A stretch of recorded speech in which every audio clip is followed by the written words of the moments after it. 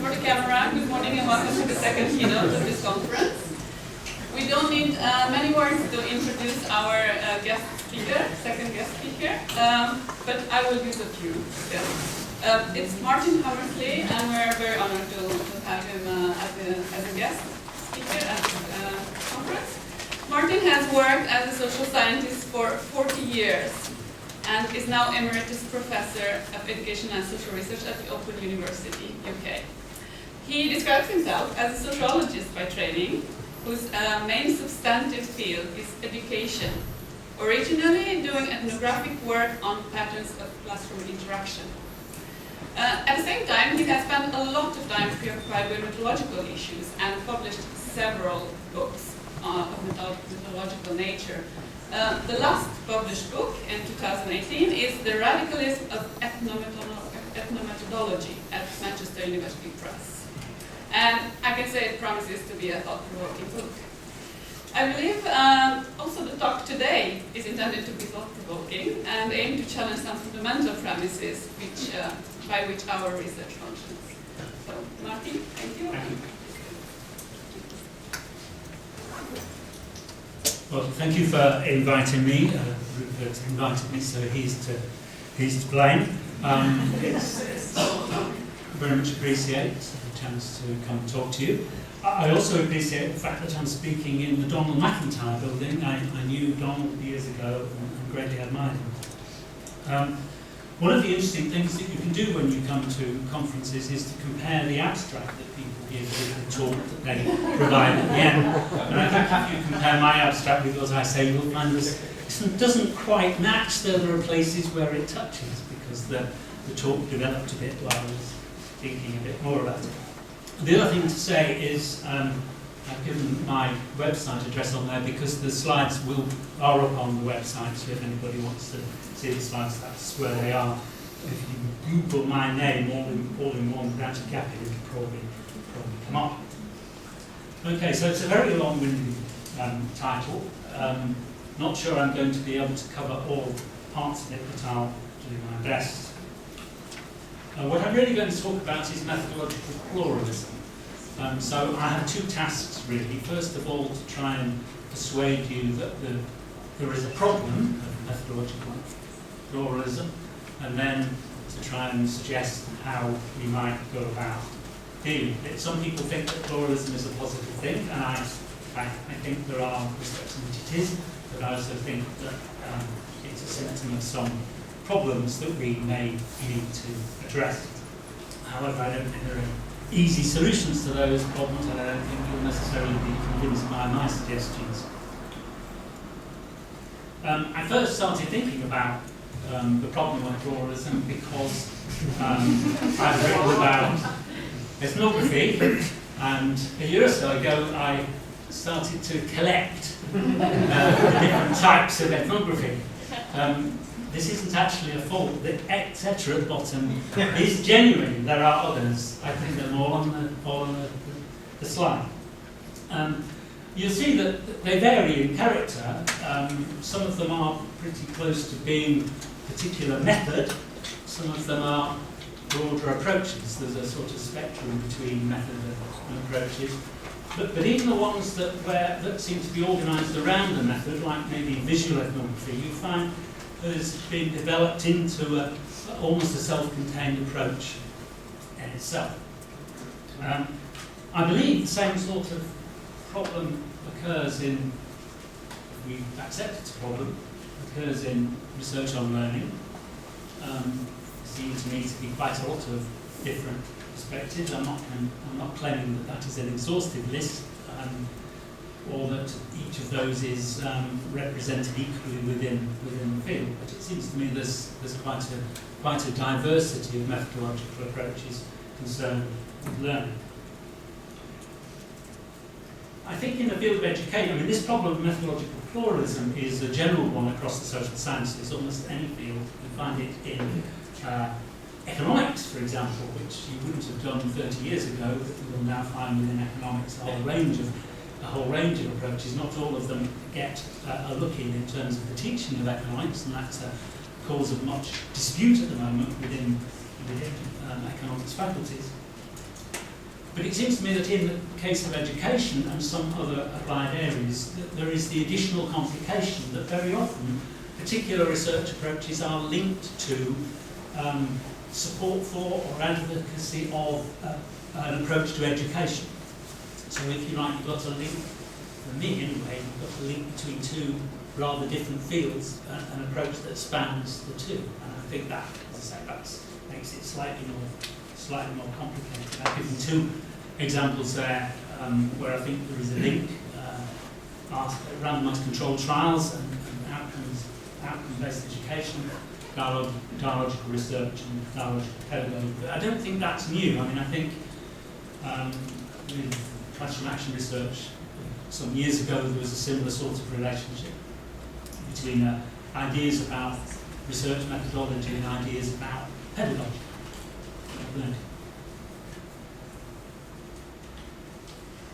Is pluralism progressive? Well, do we want to be progressive might be the prior question, but I'm not actually going to touch on that. You can ask about that subsequently. It seems to me that if we look at the history of a number of fields, what you find is proliferation of approaches. So if you trace over 20 years, certainly in the case of ethnography, for example, you just find each year or two the number of approaches that have been signalled has increased, and it just keeps on growing. And I think that is a problem. I think that gets in the way of progress in a number of different ways. Found an interesting parallel. There's I was going to say an article. It's not actually an article by Wilfried Deku. It was a talk he gave, and it used to be available on the internet. It doesn't seem to be available now. I can track it down. I can get a copy of it from when it was available. And what he does is to look at changes in ideas about second language learning and teaching. And this is a quote from him. He says, a number of years ago, our methods experienced a sweeping change. Up to then, more grammatical approaches have been used with wordless translation and emphasis on writing. And he talks about the critique of that in terms of a more communicative approach. And what a major change it was and what a success it was. Now you'll notice the heading at the top is deceit, because when he talks about the end of the century, what he's actually talking about is the end of the 19th century. And what he then does is to try and, I can't put his complete history on there, but this is a sort of summary of it. So what he tries to show, we don't need to understand all of the different methods, but what basically has happened there in his argument is a move away from a communicative approach that was prevalent in the end of the 19th century, and then finally in the 1970s back to a communicative approach, having gone through various other disciplines. So what he's tracing is not a progressive development in any obvious way anyway, but in some sense a return process. So actually maybe less an escalator and more a merry-go-round. Or possibly it's more like that. Now, I mean, there can be arguments against this. There can be arguments that what's involved is a more dialectical process and that we're learning as each time we go round. Don't think I'm entirely convinced, but I may be wrong. Okay, so what seems to me to be a particular problem in the fields of research about methodological pluralism is that it takes on a radical character. When I say it's a problem, I don't mean that we shouldn't follow through on the nature of the radicalism. I don't think we can avoid doing that, but I think the radicalism causes us problems in terms of the effects of pluralism. And I'll say that later. So what I mean by radicalism is that there are differences in ontological, epistemological, axiological assumptions. So I've given some examples there of that I think are differences in ontological assumption between thinking in terms of individual psychological characteristics versus social phenomena. So to what extent is learning a matter of individual psychological characteristics, or is it, how much is it a social process, and what does that mean? Measurement and control of variables is an obvious one, a very influential approach to how you investigate learning. Other people offer a more phenomenological orientation. And there's clearly a sharp difference in approach there. What I mean by axiologically is the question of what is the goal of research? What is it you are working to produce through the research process? That's different from why are you doing the research. It's specifically about what is the intended product. And so one difference there is whether you are aiming to produce, say, knowledge about learning, or whether your aim is to improve pedagogy. So that's what I mean by the radical character of the pluralism, that it involves some fundamental assumptions, and I think those assumptions make it harder it divides the community into groups who tend to talk to one another because they share the same assumptions and find it harder to talk to other people who have different assumptions. Well, there are three attitudes that you could take towards this radical pluralism, and I think they're across fields anyway. There are certainly examples of all of these. One is, I called it pragmatist, but philosophical pragmatists would be horrified by the use of the term, but nonetheless, I think there is a sort of connection.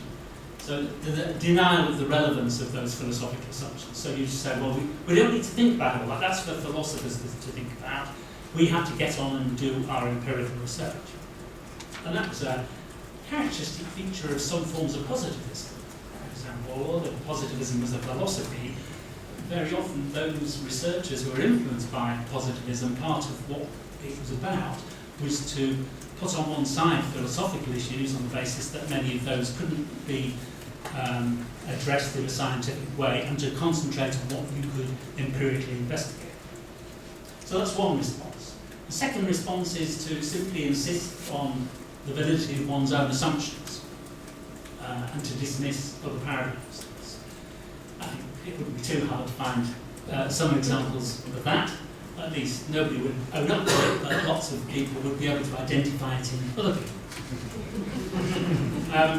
Finally, there's, of these three, there is the idea that paradigms are incommensurable, taking that term from Thomas Kuhn. There's lots of debate about what Kuhn meant by incommensurability. But here the idea very often is that which paradigm you adopt is a matter of personal preference, or it's a matter of epistemological faith, if you like. You decide that this one is better, or it may be decided on the basis of some conception of human nature, or of how human beings ought to be. All sorts of different bases on which it could be made. But what the upshot of that is effectively to say, well, these different paradigms, they just simply reflect fundamental worldviews, and we have to respect that diversity.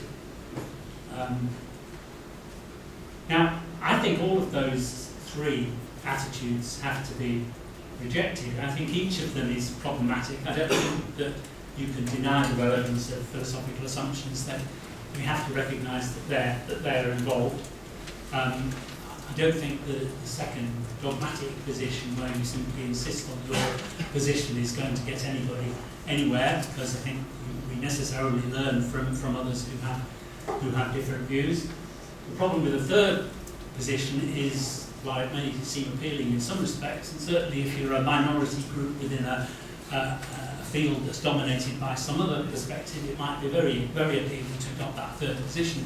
But the trouble is, the notion of incommensurability makes any kind of dialogue between different paradigms difficult, and it sort of reinforces and deepens the radical pluralism. So what is to be done? Well, the first thing to say is that even if the proliferation of paradigms is a problem, I think you can't simply dismiss it and say this is, it's a product of people following fashions and they need to change their attitudes. I think actually what it reflects is some of the deep problems that face us in doing research in social sciences and specifically in education. So how do we what attitude should we take towards radical pluralism? As I say, I don't think we can ignore the differences. The Pandora's box, if that's where you want to think about it, has already been opened, and we have to deal with what's come out of it. I don't think that third position, which I couldn't resist quoting Chairman Mao about lecture, I think that's more or less right, let's 1,000 flowers bloom, never seemed to me, I never quite worked out how that fitted with policy in China, but I think we have to treat the differences seriously, but not as matters of ideological commitment. What I mean by that is we have to try and distance ourselves to some degree from our assumptions so that we can then examine them and examine them in with other people who might not share those assumptions. So, two necessary virtues. Here, pragmatism is redeemed to some extent, because it seems to me that I don't think that the different approaches can be, I don't think we can resolve the differences between them, if that is even possible, by simply engaging in discussions. I don't think the discussion on its own will do it. I think to some degree the process is necessarily about trying out those assumptions to see what they can produce. So in that sense, up to a point, I think proliferation is a good thing. If we see it as people trying out different approaches, and we can learn from what happens when that approach is used. So to pick up on Susan's talk yesterday, critical realism, what does that look like when we actually try to use that perspective in doing research, and how would that compare to somebody using a different sort of approach? So pragmatism might not be the best word. I toyed with calling it instrumentalism. All of these words have connotations that are okay and other connotations that you're not quite sure of, but I'm trying to explain what I mean by that. Equally important, though, is dialogue across paradigms. And I'm going to try and outline what that might mean, but I'll also suggest that there are limits to it. So a balance between kind of instrumentalism or pragmatism, where we try out different approaches, balance between that and dialogue across approaches that address differences in ontological, epistemological and axiological assumptions.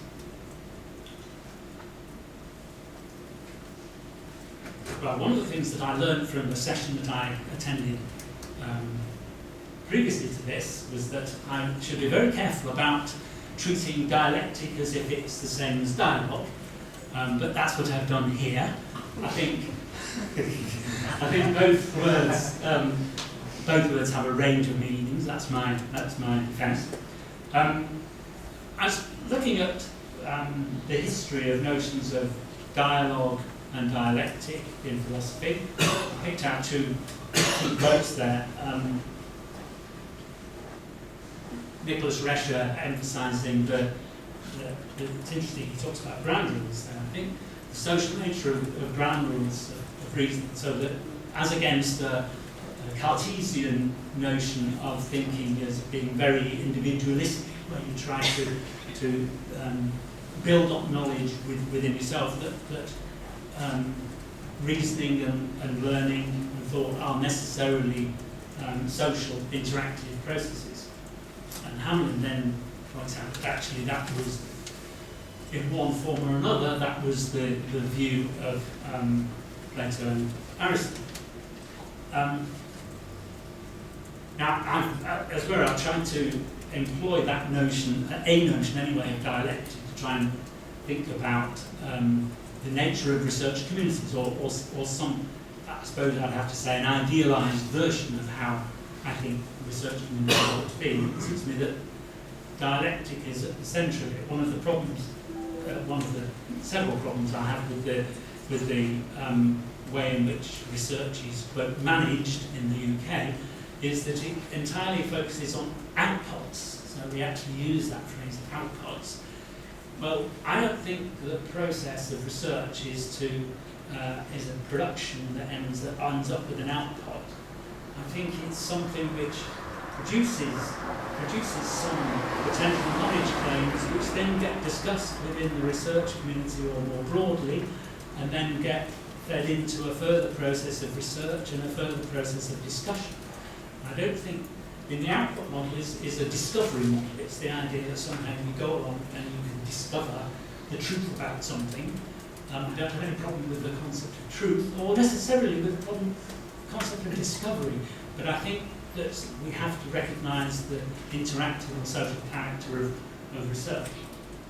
So that's my starting point, if you like. And one of the problems with radical pluralism, it seems to me, is that it tends to restrict, as I said this earlier, discussion to within paradigms with either antagonism or very often mutual toleration between paradigms. And I think that doesn't facilitate any process of finding common ground and seeing where we might agree and where we disagree, why we disagree.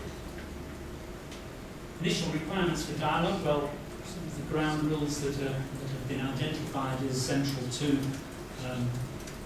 dialogic education seem to me to be relevant. Emphasised here that the importance of identifying one's own. I'm not saying that you have to spell out all of your assumptions. I don't think we could ever do that. But we have to identify what might be problematic or contentious assumptions. And I think then we have to try to explicate them and do that in a way that somebody who doesn't share them might be able to understand them.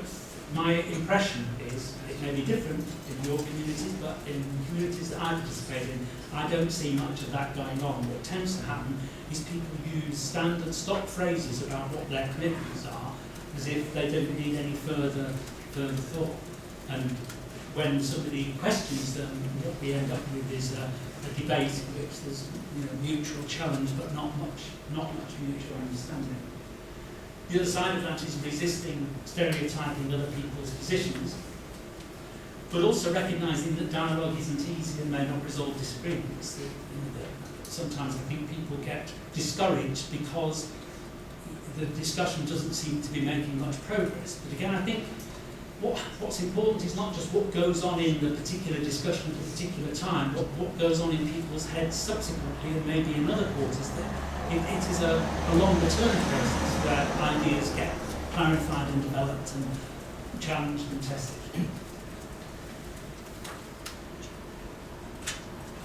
The final point really is almost to say that you have to have faith in the possibility of dialogue in the face of difficulties, because it's refractory, because it's not that the issues are refractory. You're not going to make immediate progress. So, one of the things that I'm arguing for is the need for clarifying concepts, and that comes directly out of this dialogical notion of research communities. But another element of it is that I'm basically putting forward my epistemological view here, I suppose, which somebody might want to challenge. But it seems to me that the idea that our task is to capture the intrinsic character of particular phenomena, whether it's learning or something else, I don't think that's a very helpful way of thinking about the research process. For me, what are crucial are the research questions. That doesn't mean the research questions as they were set up at the beginning. It means the research questions as they may have evolved over the process of inquiry. But I think always we're trying to answer some particular research questions. We're not trying to describe some phenomenon in some all-inclusive fashion. We're always trying to describe a phenomenon from a particular perspective. I don't think we can escape from that. And I think that's probably particularly true of social and educational research. But that means that if research is perspectival in that sense, we have to spell out the concepts that we're looking for. So I tried to take the the concept of learning, because I thought that would be central. So I'm going to ask basic questions here, which you may find trivial or things you've already thought about.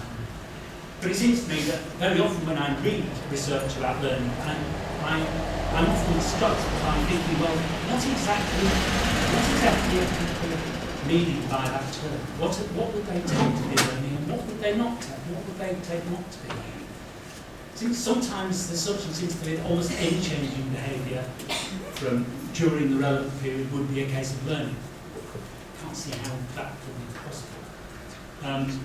Or it could be the realisation of an intended change, or it may be the occurrence of the type of change that we see as valuable. For me, personally, I don't see the educative process as one in which that can be predetermined. The outcomes are always to some extent uncertain and sometimes creative and challenging and interesting, other times maybe not. But I think even if we're looking at intended change, we also ought to take account of what changes have actually occurred, some of which may not have been intended, but may nonetheless be desired. It's also, of course, necessary to distinguish between the phenomenon itself that you're interested in and the indicators that you use to make sense of it. And again, I don't always, particularly in what we can crudely call positivist research, I don't always find that. There seems to be a tendency to collapse those two things together.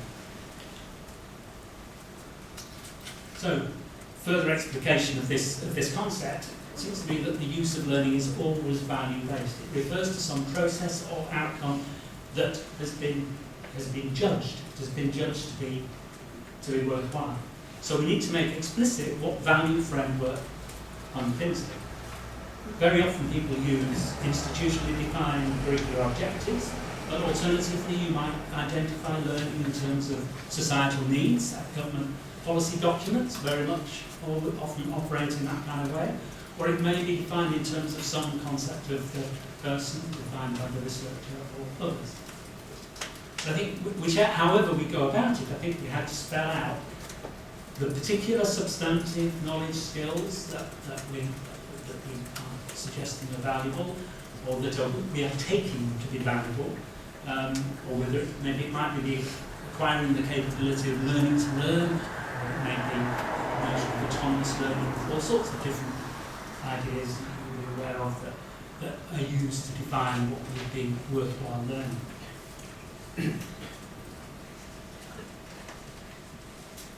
So I've identified how values might relate to defining the phenomenon that we are interested in investigating. Axiology is the study of values. But what I said earlier was that when I'm talking about axiological assumptions, I'm talking about what should the goal of research be. And there are no doubt a number of differences in view about what the goal of research should be, but I'm just going to take one of them. But I think before I do that, I need to recognise that axiological differences aren't necessarily incompatible. So it seems to me we do have to recognise different types of research. I've said there, academic research as opposed to practical or applied research that's aimed at supplying knowledge to practitioners, policymakers, or whatever. I actually think it's really important for research communities to distinguish between different types of research that may all be legitimate.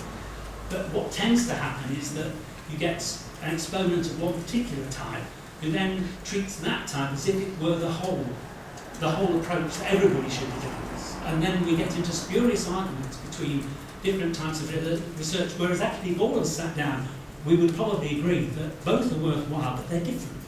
And they have different requirements. There's a whole issue in the field of education among some people in this country at the moment about if we're encouraging teachers to engage in research, do we have to introduce them to all of the research methodology that we would introduce research students about to do a PhD? Do we treat the research that they might do as virtually the same as the the kind of academic research that might be done for a PhD? My answer to that would be no, but it's not a simple issue because there's issues of status and value in terms of different types of research. So one of the things you have to do actually is to try and resist that differential value given to different types of research.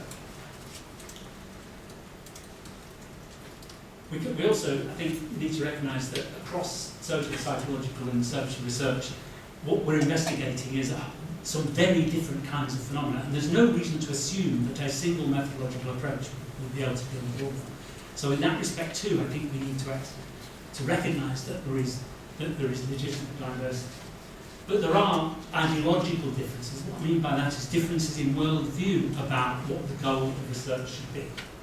And I'm going to finish off just by talking about those. And to illustrate, and that's the topic I'm going to take, is that for me, research is a different activity from pedagogy or professional or personal development, educational policy making, or political activism, or engaging in artistic endeavour, or any number of other things.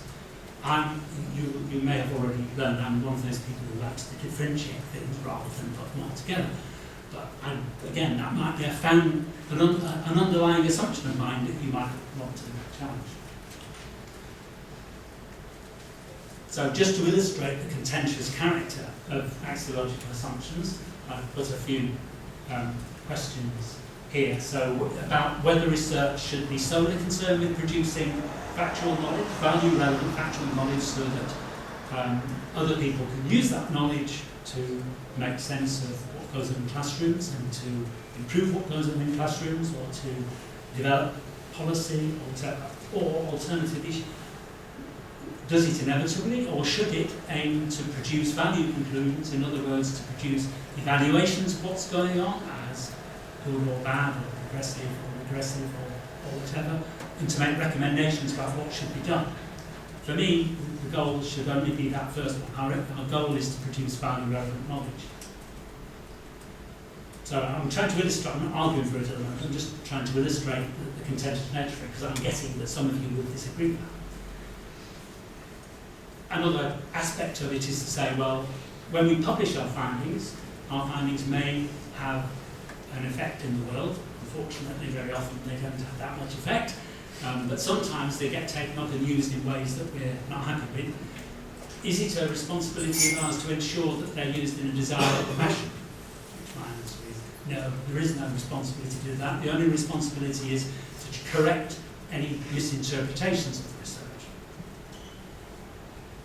The final one is, already mentioned, is the aim to improve education, to serve some other practical goal, social justice say, or is it simply to produce value-relevant knowledge? And I've already indicated that where I stand on that issue.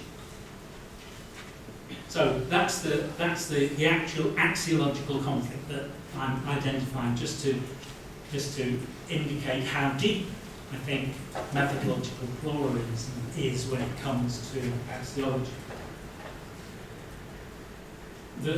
For me, the good thing about arguing that research, the good thing about research as value relevant rather than committed to evaluation or critique or shaping practice is that you can adopt different value frameworks, but they're not then in conflict. You don't have to argue over the relative validity of those value frameworks. You can argue about their relative usefulness, but they are compatible with one another. And those who don't share the value framework that we use can nevertheless learn from research that's been done in a different value framework. But if we're doing research where we're aiming at evaluative conclusions, recommendations, critique, or whatever, then where we've used different value frameworks, then a conflict definitely does arise.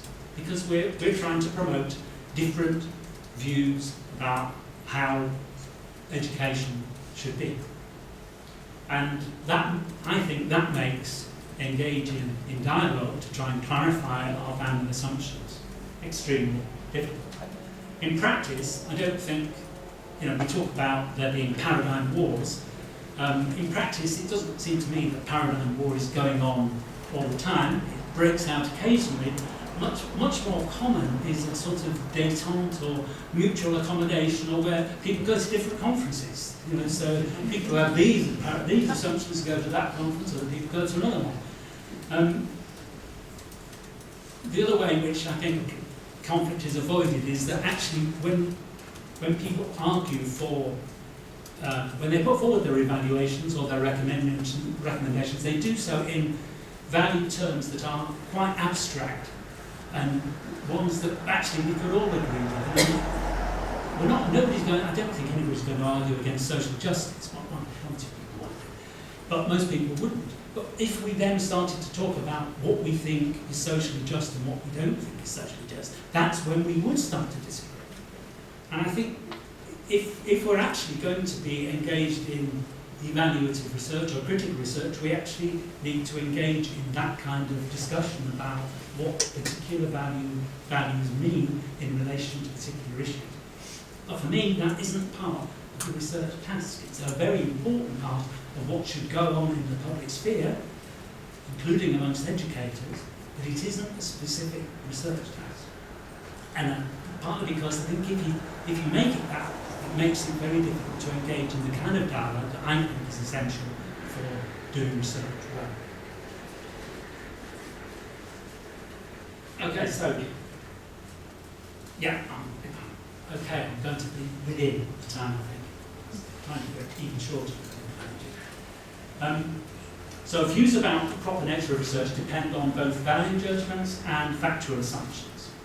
And they relate to things like what is the good life in very broad terms, nature of personhood, what counts as education versus training, all those kinds of things. I have a problem with that with research training.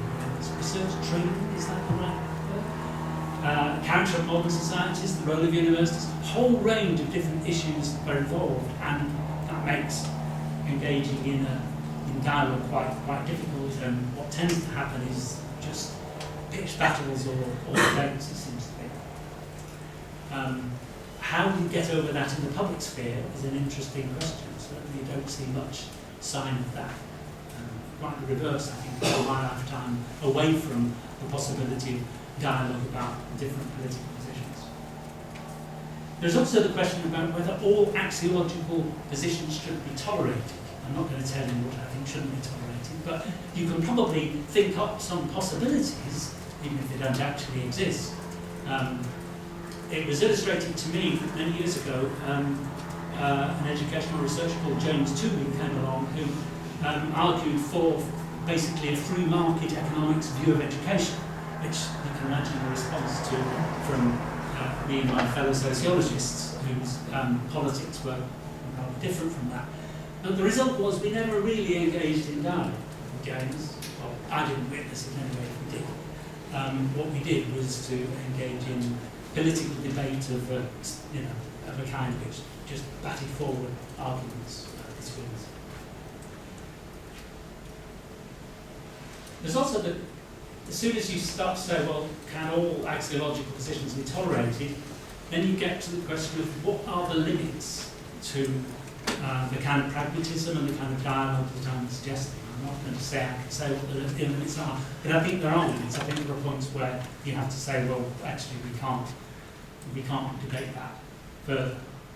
And that shows you the role of ideology and strategic action and power, even underpinning dialogical processes.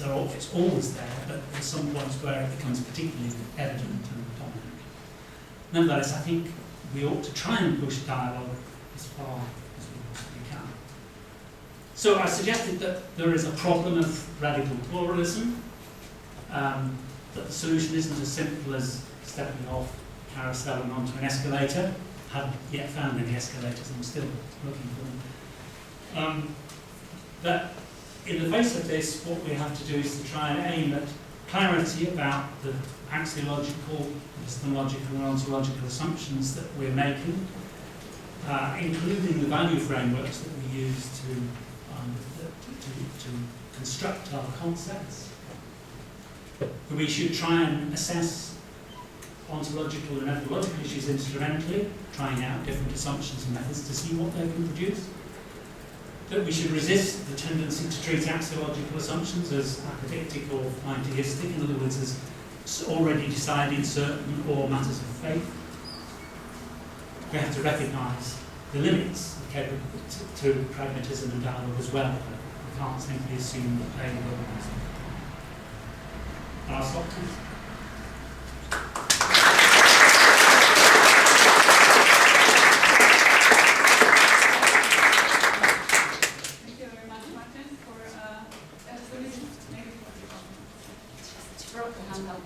Thank you very much for this inspiring talk, which might hopefully generate some dialogue and even debate. We have a bit of time for questions, so let's see who has some. I would kindly ask you to speak up. Testing, testing. Until you get the mic. Yes, Anna. So, thank you so much for a really exciting presentation on the part of SIG 25 educational theory. I think you made some very important ideas that could be kind of within the mission of our SIG to promote dialogue between paradigms. But my personal comment, I'm interested, you kind of propose a deliberative approach between the different paradigms. They should try to understand each other kind of in a civilized dialogue.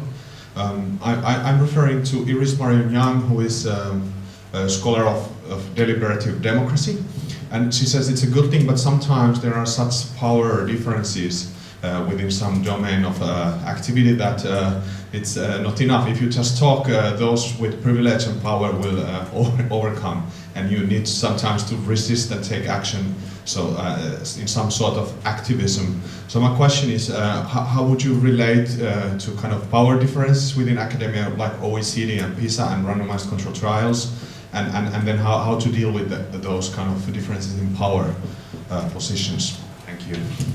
Well, I mean, the idea of what I said about limits to dialogue sort of relates to that idea that because of power you can't assume that dialogue is some free-floating process which is unaffected by who the people are and the differential power they have and so on. I mean, I don't think that there is any. I don't think you can lay down any rules about, so when do you dialogue and when do you engage? And I mean, to some extent, actually, I think we engage in strategic action aimed at trying to counter power as well as engaging in discussions. I'm not sure that those things are entirely separable.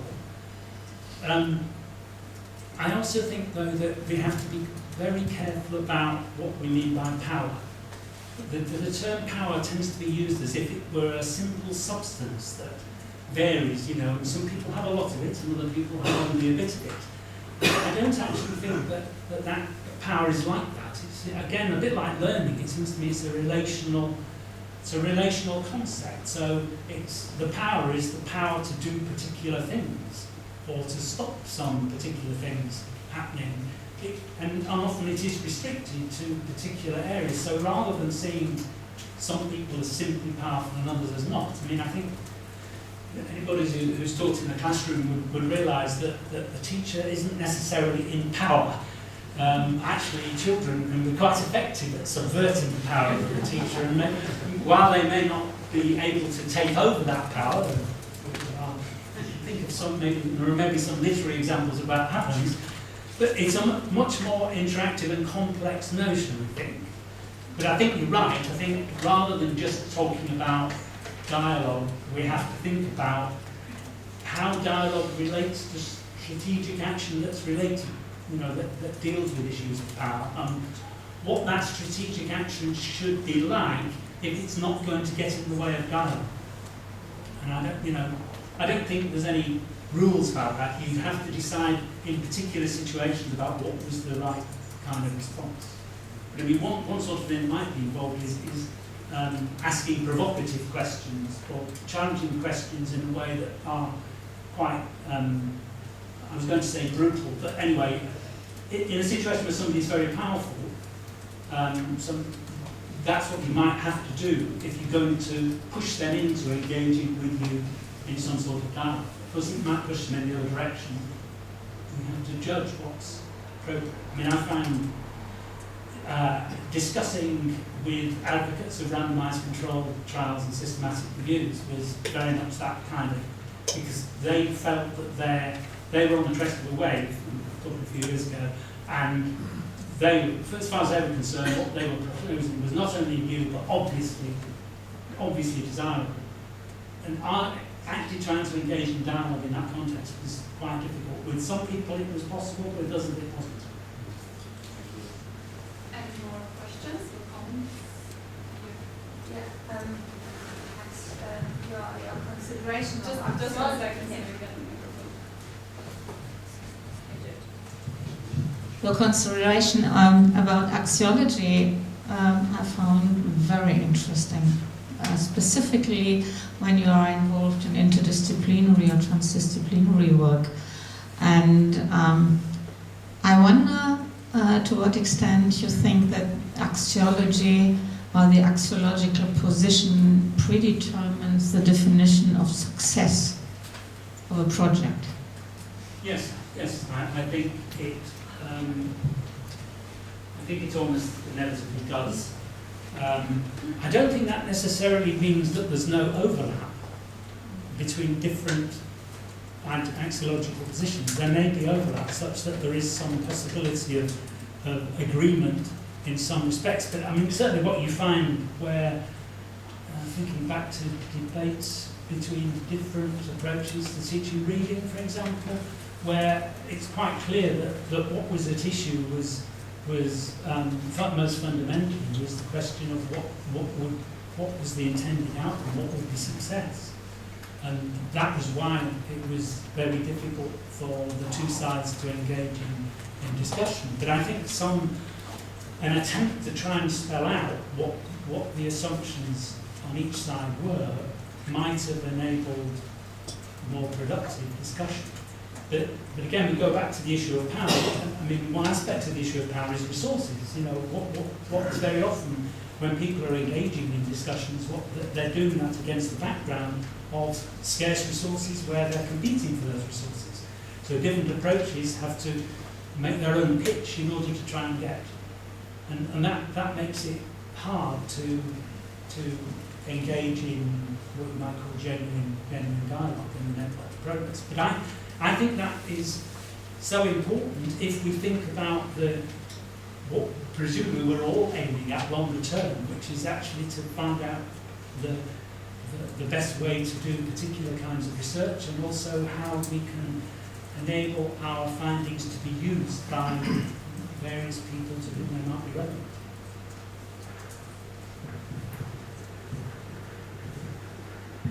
Thanks for a very inspiring talk. My name is Nina, and I'd like to ask you to expand a little bit more about what progression would be. Because to me, what you're saying is, I'm a realist. Maybe not a critical realist, but a pragmatic realist. It doesn't really matter. I'm a realist, so to me it makes perfect sense that we shouldn't just give. I really hate the sort of, oh well, that's your point of view, and we just can't discuss it because you've got different assumptions than me. Because being a realist and putting it bluntly, I want to go for what's true and what's actually there. Yeah. And so, just saying that you have different assumptions, well, I might be wrong in mine, so let's discuss them. So that's a reason, a rationale for, and a sort of ideal for progression. Is that behind what you're saying as well, or are you, because if we have a really instrumentalist view of it, then just keeping talking would be progression in itself, so going back in circles doesn't really matter, does it? From some points of view, no. I'm a realist as well in some sense, and certainly in the sense that you just outlined. But for me it's a bit complicated, because I think if you were defining progress or progression in terms of the production of factual knowledge, then it's relatively easy to identify what progress would amount to in that context.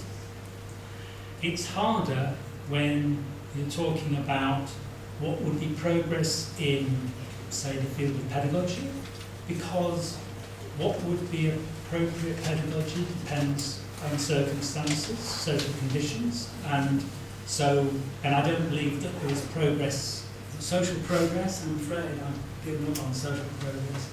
And Trump finished me off with social progress, but I was way near there already.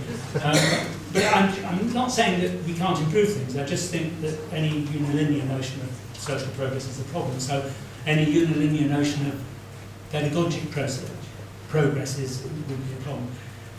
I also think that if you say that research, social and educational research is necessarily value relevant, that it operates within a particular perspective, that is a break with Basquiat's position, for example, because for Basquiat, I think the aim is to identify the underlying structural processes which generate particular kinds of phenomena. He recognises that those may change over time, so there's a historical element to it.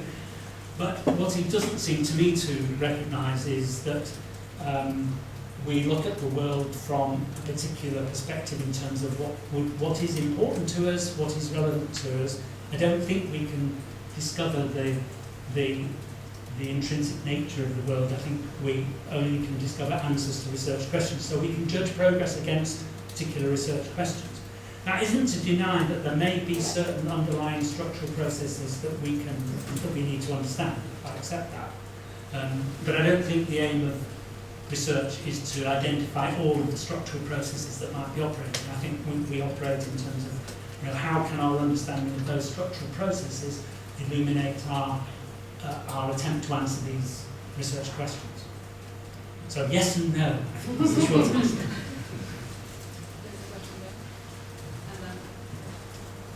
Thank you for your presentation. So my question is, before I comment, I'm very troubled with the idea that a new research program or method, revolutionary one, start from a theoretical point zero. Can we say that the new research program takes bricks from different previous research programs in order to form a new one? What do you think about it? Thank you. Yes, I think that's certainly true. I mean, sometimes it seems to me that they pretend to be starting from zero, but very often there is an appeal to some past work that is then reinterpreted or reformulated and forms the basis for a new perspective, a new approach. One of the most surprising examples of that is in some fields of educational research at the moment, new materialism is the coming thing, and I was astonished to find that one of the people that they're appealing to is the work of the American philosopher Alfred North Whitehead from the beginning of the 20th century. I won't tell you why I was surprised, but well, if I tell you that he co-authored Principia Mathematica with Bertrand Russell, that might make you wonder about it. But actually, he went on to develop a holistic philosophy that was religious philosophy as well. There are those sorts of appeals. Now, the issue, it seems to me, that you're raising does that mean that there are sort of progress is taking place? And I would like to think so, but I fear that's not what happens. What tends to happen is that particular past writers come and go in terms of their influence.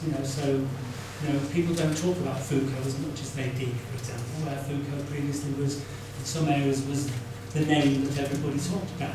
I'm not sure that we actually learn that process. What we do is we react against something that went before. We look for something that will help us to develop our reaction, and then we go forward with it. But I think we should have looked at the whole history. So what was Whitehead actually about? Why are some bits of what he said don't appeal to us, but other bits do? If we start asking those questions, I think we'd learn more, and we might not be putting something forward as completely new. We might be putting it forward as a useful development. One question from here, and we'll take one final question from Andrew. Well, thank you. I'm Roger Selliger from the University of Gothenburg in Sweden. I found your presentation very interesting, and I sort of sensed the many dilemmas you have Yes, considered in reaching this final PowerPoint presentation where you summarize your current position. I think the problems to me you're talking about spell out at different levels. And for instance, if you're a journal editor and if you select a reviewer, I mean, they take a decision, even if people are consider themselves very open and so on, you realize that if I send this manuscript to that person, he will kill it, or she will kill it. So there are practical elements to all of this, and that may be a reason why that we have this, creation of new spots of interaction, new journals and so on. But I was considering one thing, being entirely sympathetic with what you said. I have this déjà vu feeling, many things, not in what you said, but for instance in psychology there have been constant debates about race and IQ. And they pop up every 10 years or something.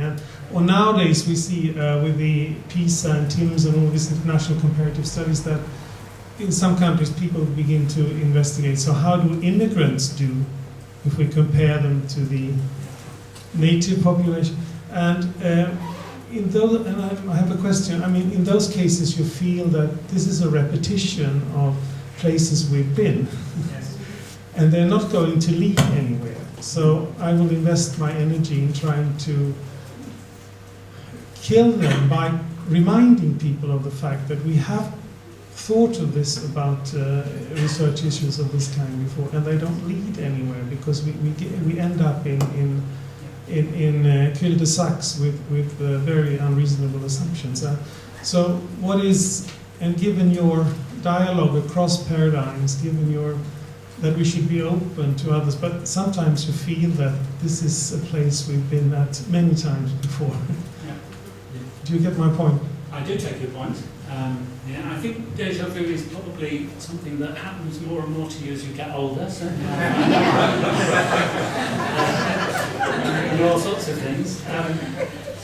But I think the point that I think Tokyo is making is that, well, we shouldn't be open to everything, and that some things in the past we have actually made progress. I think that's true. I certainly think the first step of that is the right thing to do, that where that kind of something quote new appears, that trying to locate that back in terms of the history of it and the debates that took place then, I think is really important, because, and this may be a feature of being old, but my impression is that sometimes the later debates were actually not as good as the earlier ones. Partly because more assumptions are made, whereas in the earlier ones there were less assumptions made, and therefore people had to work harder at justifying their position. And I do think that one of the problems, I mean, it relates back to a bit of my title, which is almost the idolatry of the new, the idea that we should be looking at the present and looking forward. I don't think we look back sufficiently at what's already been done. We may not be happy with what was done in the past, we almost certainly won't be, but actually there's a lot to learn from it. And if we don't learn from it, then we keep repeating ourselves, and I think that again is where we're not going to make much progress if we forget the lesson of that. I think Martyn kindly agreed to ask the question in the break. We invite you to approach Martyn during the lunch break. I would like to thank him again for being here and providing